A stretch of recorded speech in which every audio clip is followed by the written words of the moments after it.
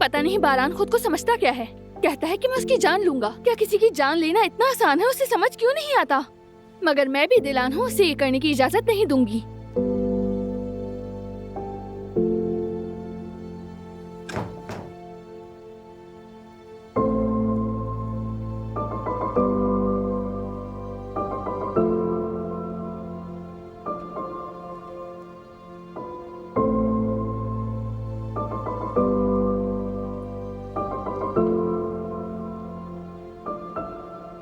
माफ करना, तुम्हें तकलीफ देना नहीं चाहता था।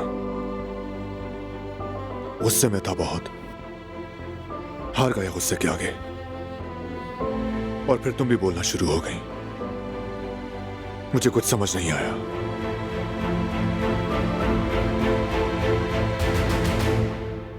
तुम्हें क्या लगता है मुझे गुस्सा नहीं आ रहा? क्या मेरा दिल नहीं जल रहा?